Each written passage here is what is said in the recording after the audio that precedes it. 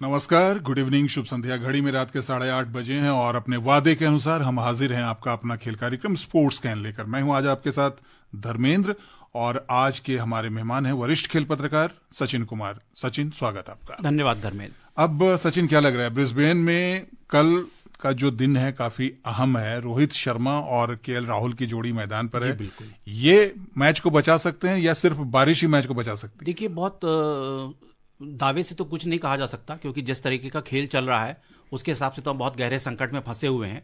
और ये 5वें विकेट पे अगर कोई अच्छी साझेदारी होती है धर्मेंद्र, और साथ में बारिश भी अगर कुछ अपना काम करती है, तब तो ये मैच बच सकता है। नहीं तो आप समझिए कि 196 ओवर का खेल बचा है, जिस तरीके से जो टेस्ट मैच में होना चाहिए, तो हमारी इतनी लंबी पारी चलनी चाहिए कि हम इस मैच को बचाने के लिए अपने कोई दावेदारी पेश कर सकें। तो इसलिए मुझे लग रहा है कि अभी संकट टला नहीं है, संकट है। जी, हम आपके साथ ढेर सारी बात करेंगे इस खबर पर और तमाम खेल खबरों पर भी करेंगे चर्चा। लेकिन पहले अब सुर्खियां। ब्रिस्बेन क्रिकेट टेस्ट मैच में भारत पर फॉलो ऑन का खतरा। ऑस्ट्रेलिया के 445 रन के जवाब में सिर्फ 51 रन पर 4 विकेट गंवाए।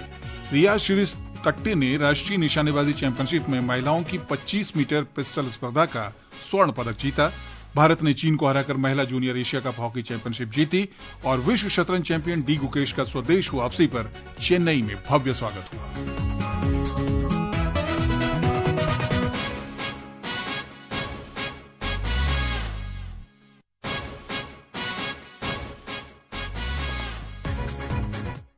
तो शुरुआत करते हैं क्रिकेट से। ब्रिस्बेन में बॉर्डर गावस्कर ट्रॉफी के तीसरे टेस्ट मैच में भारत मुश्किल स्थिति में है। आज तीसरे दिन का खेल समाप्त होने तक भारतीय टीम ने ऑस्ट्रेलिया के खिलाफ पहली पारी में मात्र 51 रन पर 4 विकेट गंवा दिए थे।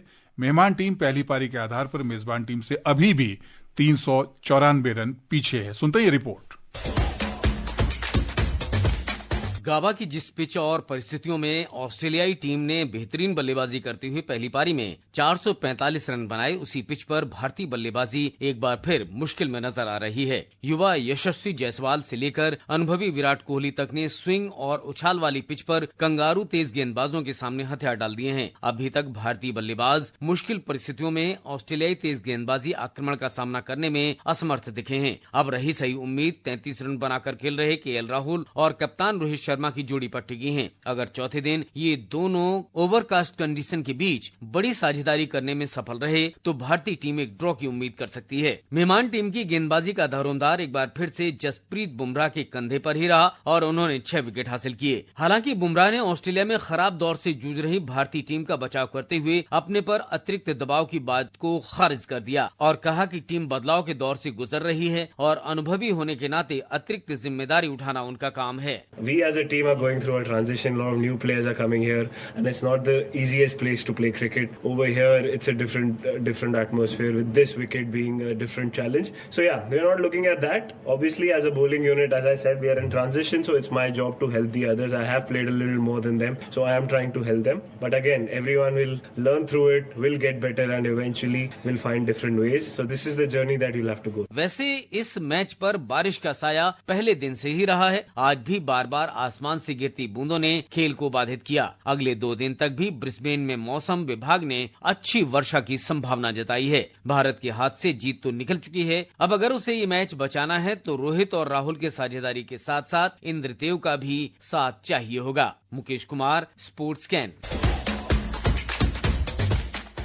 तो गहरा संकट है और इस गहरे संकट से निकालने का जिम्मा कहीं न कहीं रोहित शर्मा और केएल राहुल पर तो है ही।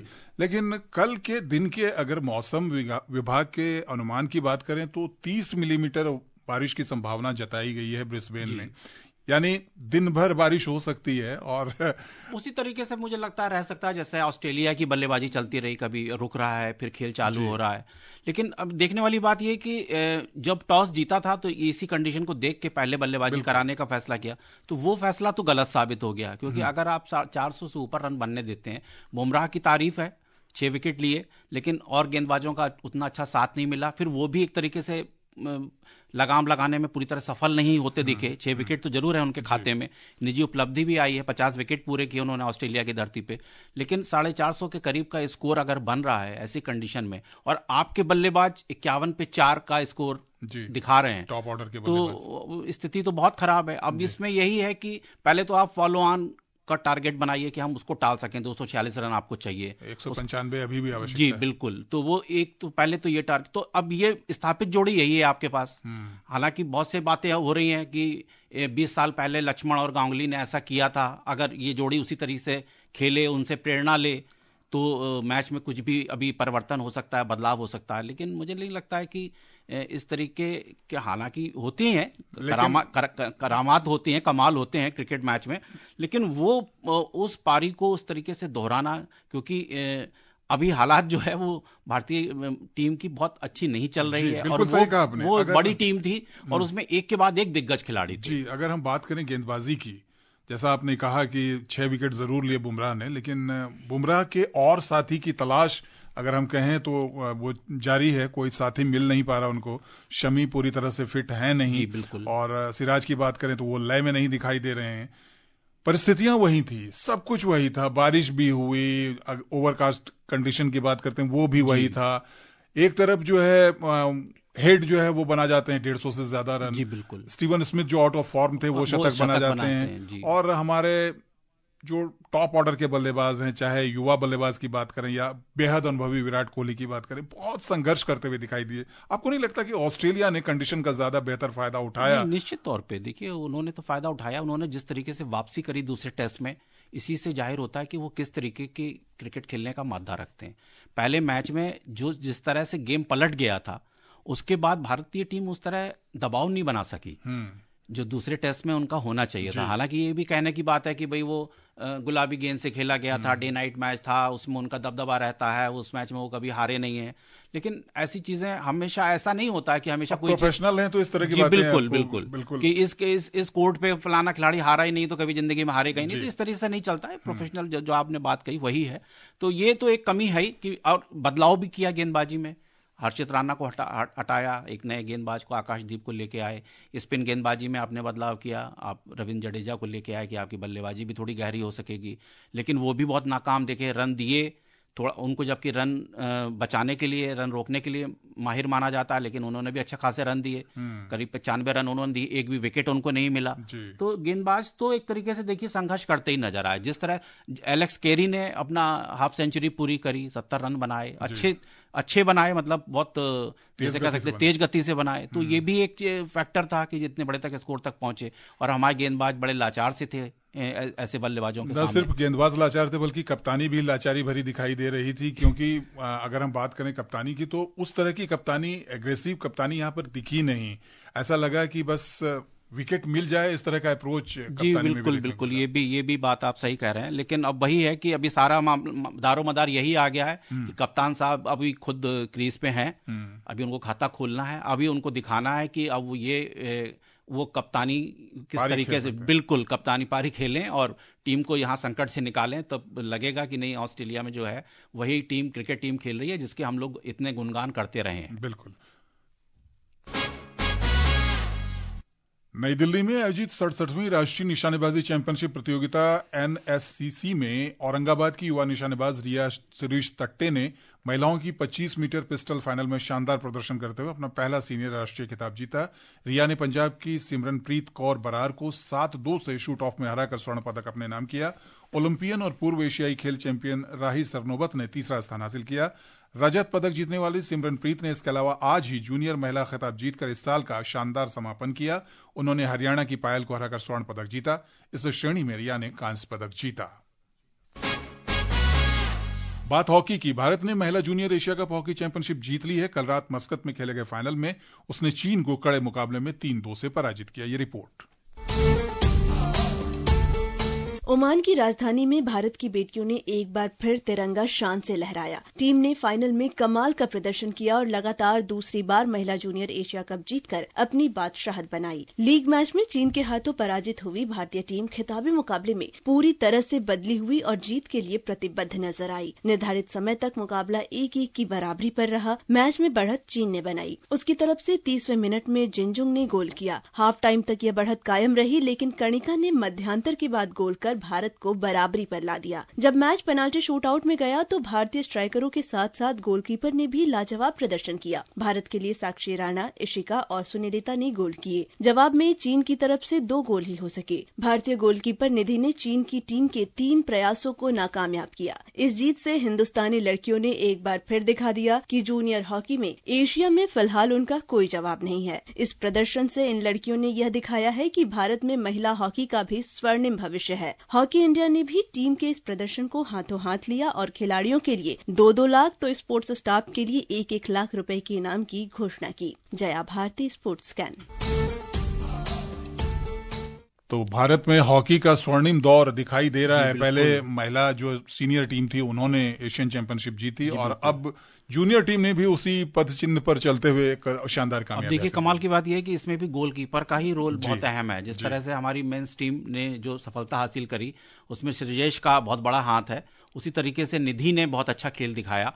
और इसी टीम से चूंकि हम लीग में हारे थे तो एक बड़ा दबाव रहा होगा कि फाइनल में इससे किस तरीके से पार पाते हैं, लेकिन वो टाई ब्रेकर में कम से कम ये साबित हो गया कि हम उनसे बेहतर हैं।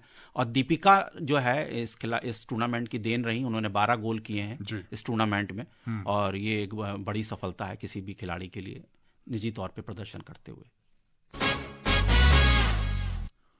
विश्व शतरंज चैंपियन डी गुकेश का आज स्वदेश वापसी के बाद चेन्नई हवाई अड्डे पर भव्य स्वागत किया गया। सैकड़ों प्रशंसकों और खेल प्रेमियों ने गुकेश का झंडे और बैनर के साथ अभिनंदन किया।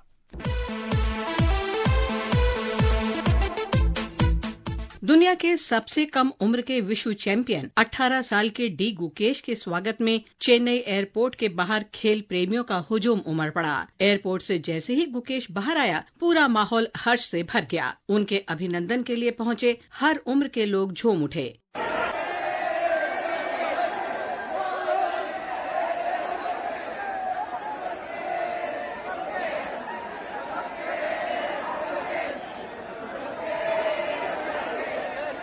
न सिर्फ आम बल्कि खास लोग भी इस भीड़ में मौजूद थे। हर कोई अपने चहेते बाजीगर की एक झलक देखने और उन्हें छूने के लिए बेताब था। भीड़ उनको देखते ही उतावली हो गई, जिन्हें नियंत्रित करने में पुलिस बलों को भी खासी मशक्कत करनी पड़ी। मुकेश भी स्वागत से अभिभूत दिखे। इस दौरान गुकेश ने कहा कि बचपन से ही उनका सपना विश्व चैंपियन बनने का था। उन्होंने इस समर्थन के लिए प्रशंसकों का भी धन्यवाद किया। गुकेश ने सिंगापुर में विश्व चैंपियनशिप की 14वीं और अंतिम बाजी में चीन के डिंग लिजेन को शतरंज की बिसात पर मात देकर विश्व चैंपियन बनने का गौरव हासिल किया था। वो दुनिया के सबसे कम उम्र के विश्व चैंपियन बनने के साथ साथ भारत के दूसरे ऐसे खिलाड़ी बने जिन्होंने इस दिमागी खेल में दुनिया में अपनी बादशाहत साबित की। लवलीन निगम, स्पोर्ट्स कैंप। स्टेवेंजर में अगले साल होने वाले नॉर्वे शतरंज टूर्नामेंट में डी गुकेश का सामना दुनिया के नंबर 1 खिलाड़ी मैग्नस कार्लसन से होगा। टूर्नामेंट 26 मई से 6 जून तक खेला जाएगा। हांगकांग में विश्व टीम स्क्वॉश चैंपियनशिप में भारतीय पुरुष टीम 5वें जबकि महिला टीम 7वें स्थान पर रही। पुरुष टीम ने 5वीं वरीयता प्राप्त मलेशिया को, जबकि महिला टीम ने 9 बार के चैंपियन ऑस्ट्रेलिया को हराकर क्वार्टर फाइनल में जगह बनाई थी। राष्ट्रीय चैंपियन अनाहत सिंह की अगुवाई वाली भारतीय महिला टीम ने 12 साल बाद विश्व चैंपियनशिप के क्वार्टर फाइनल में जगह बनाई थी। ओस्लो में कल पहले वर्ल्डनर कप टेबल टेनिस में टीम एशिया ने टीम वर्ल्ड को 14-0 से पराजित किया। भारत की मनिका बत्रा भी टीम एशिया का हिस्सा थीं। 86वीं राष्ट्रीय बैडमिंटन चैंपियनशिप की शुरुआत बेंगलुरु में बुधवार से होगी। पहले दिन अंतर क्षेत्रीय टीम प्रतियोगिता का आयोजन किया जाएगा। 20 दिसंबर से सिंगल्स मुकाबले होंगे। छत्तीसगढ़ के नारायणपुर में राजमाता जीजाबाई ट्रॉफी के लिए खेली जा रही 29वीं सीनियर महिला राष्ट्रीय फुटबॉल चैंपियनशिप में आज गत चैंपियन मणिपुर ने झारखंड को 5-0 से हराकर सेमीफाइनल में जगह पक्की की। दिन के दूसरे मैच में ओडिशा ने तमिलनाडु को 1-1 की बराबरी पर रोका। और हैदराबाद में संतोष ट्रॉफी के लिए खेली जा रही राष्ट्रीय फुटबॉल चैंपियनशिप में मौजूदा चैंपियन सेना और पूर्व चैंपियन पश्चिम बंगाल ने ग्रुप ए में अपने अपने मैच में आसान जीत दर्ज की। पिछले चैंपियन सेना ने जम्मू कश्मीर पर 4-0 से जीत के साथ अंकों का अपना खाता खोला। एक अन्य मैच में पश्चिम बंगाल ने मेजबान तेलंगाना को 3-0 से हराकर लगातार दूसरी जीत के साथ अंक तालिका में अपना शीर्ष स्थान बरकरार रखा। घड़ी की सुइयां कह रही कि अब हमारे आज के स्पोर्ट्स कैन कार्यक्रम का समय समाप्त हो रहा है। तो सचिन, स्टूडियो में आने के लिए बहुत शुक्रिया। धन्यवाद धर्मेंद्र। दोस्तों, आपसे कल फिर मुलाकात होगी ढेर सारी नई खेल खबरों के साथ। मुझे भी दीजिए अनुमति। नमस्कार।